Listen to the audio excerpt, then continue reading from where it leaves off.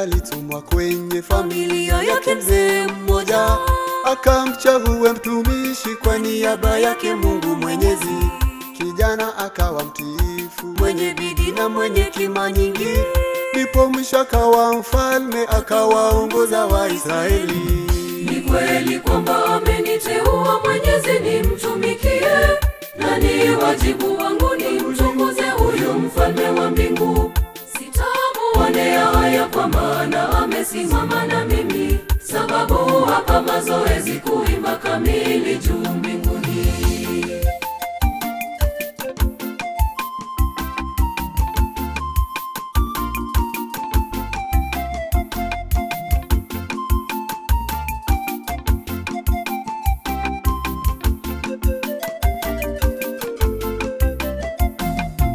Mungu wangu anapenda kuabudiwa na kutukuzwa kifundi, kama vile babu zetu walimtukuza yeye pasipo kipimo. Nami nimejitolea kwa vyovyote alivyonijalia yeye. Changamoto hazitafanya nifiche talanta aliyonipa. Ni kweli kwamba ameniteua Mwenyezi nimtumikie, na ni wajibu wangu nimtukuze huyo mfalme wa mbingu. Sitamuonea haya kwa maana amesimama na mimi, sababu hapa mazoezi kuimba kamili juu mbinguni.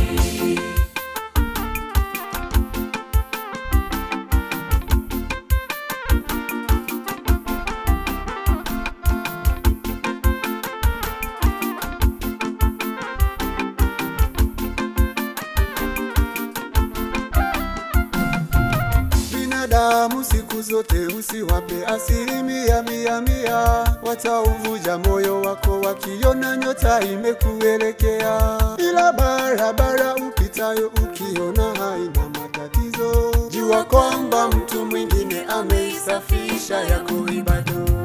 Ni kweli kwamba ameniteua Mwenyezi nimtumikie, na ni wajibu wangu nimtukuze huyo mfalme wa mbingu.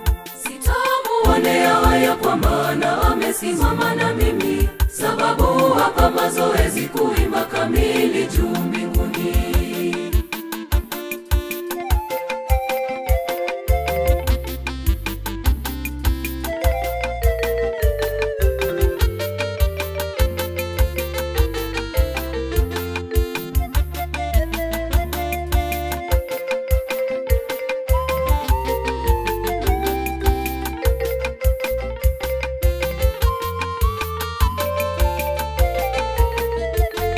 Najenga safina, mimi najenga safina tu, nafuata nyayo alizozipita Mwokozi.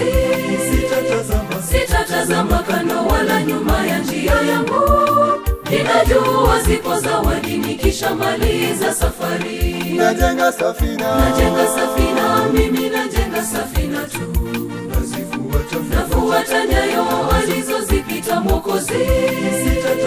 Sitatazama kando wala nyuma ya njia yangu, ninajua zipo zawadi nikishamaliza safari.